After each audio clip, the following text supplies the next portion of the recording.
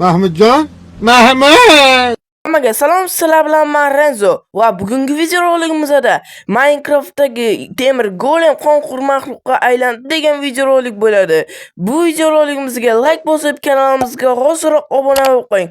Chunki biz 3 ga yaqinmiz. Let's go, bola video boshlandi. O'yinchilar 2 kishi edi. Ular serverga kirib, odatiy rejimda survival qilishayotgan edi. Va bitta o'yinchi uy qurib olgan edi va bitta o'yinchi esa shaxtaga tushib ketdi. U shaxtadan toshlarni qazib olaman deb o'yladi, ammo yugurib borayotgan edi. Ular qanaqadir blokni qazishga tushib ketishdi va unga kimdir yozayotgan edi. Ya'ni ikkinchi o'yinchi unga yozayotgan edi. U tosh bloklarni qazishda davom etdi. Qaziyotgan edi. Keyinroq u o'yinchi jonivorlarni ovlashga kirishdi va qo'y oldidan chiqdi. Qo'yni o'ldirdi. Tovuq ham oldidan chiqib qoldi, tovuqni ham o'ldirib yubordi. Shunday qilib ko'pchilik hayvonlarni o'ldirib, ya'ni jonivorlarni ovlash uchun kirishib ketdi. Keyinroq o'yinchi do'stini izlay boshladi va do'stini topdi. Va ular birgalikda bir narsani izlashmoqda. Ya'ni ko'rib turganingizdek, boshqa o'yinchi nimanidir sezib qolgandek bo'ldi va uni ham ortidan ketayotgan edi ikkinchi o'yinchimiz.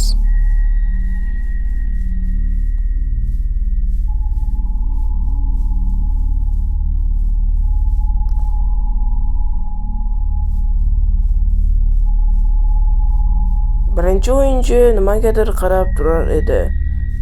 Ikkinchi o'yinchi esa nimadirlar deb yozdi. Ikkinchi o'yinchi esa temir golemni ko'rib qoldi uzoqdan. Ko'rib turganingizdek, u temir golem edi va birinchi o'yinchiga ishora bermoqchi edi. Ortingda golem qara demoqchi edi.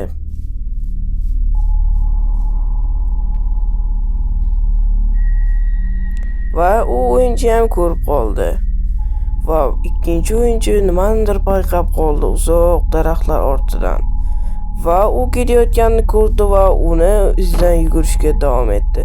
Va ular uyga kelib va qo'ylarning junini olishga kirishdi. Bitta o'yinchi esa bu yoqda qishloq topib olgan edi.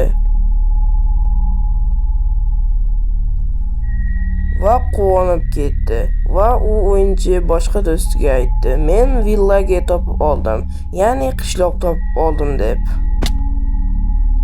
U qishloq tomon yanada yaqinlashib boshladi. Ular 1-2 soniya yozisha boshladi. O'yinchi qishloqqa borishga harakat qilyapti. Ana o'yinchi qishloqqa kelib olgan edi va u yerdan birinchi resurslarni olib, o'zini kartoshkalarini olib va boshqa o'yinchiga yoza boshladi. Qishloqdagi o'yinchi esa qishloqni o'rganishni davom etar edi va boshqa o'yinchiga ma'lumotlarni yetkazdi. O'yinchimiz nimagadir ozgina qo'rqayotgan edi, chunki ana uyga qarab turar edi. Va boshqa o'yinchiga ma'lumot yetkazib boshladi.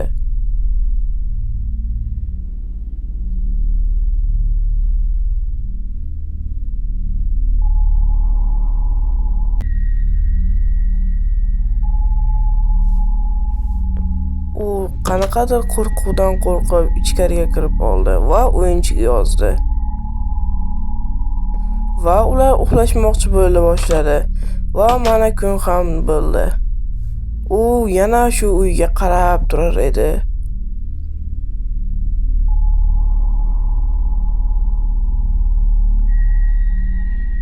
Va u o'yinchiga boshqa bitta o'yinchi yozdi. Va u ham javob qaytardi.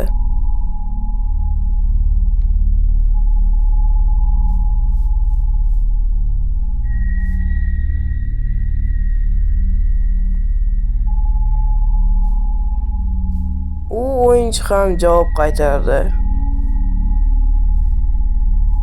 Ikkalasi ham bir joyga jamlanib olishdi va u yoqdan nima borligini bilishga qiziqib borishyapti.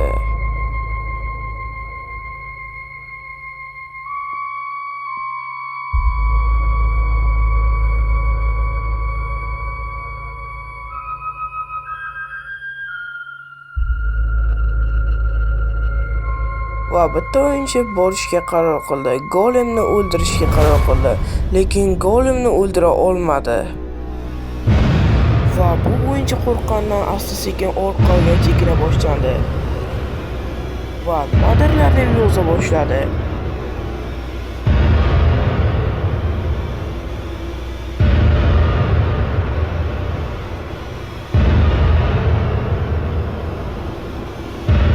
Sekinlik bilan qaradi.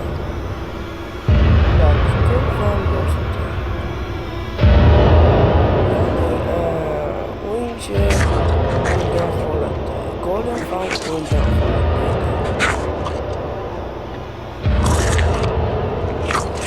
Bu judayam qo'rqinchli holat edi. O'yinchi tobora qo'rqa boshladi. Tepaga chiqishga qaror qildi.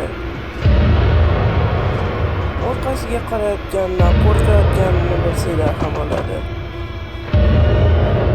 O'yinchi tobora qo'rqa boshladi va qandaydir help deb boshladi, ya'ni yordam beringlar deb boshladi.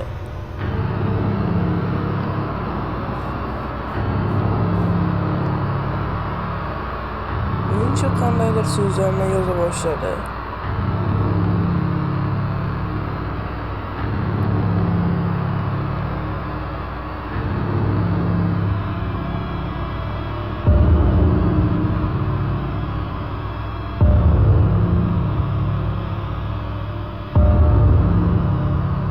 O'yinchi Minecraftdan chiqishni xayoliga keltirayotgan edi, ya'ni bu serverdan chiqishni.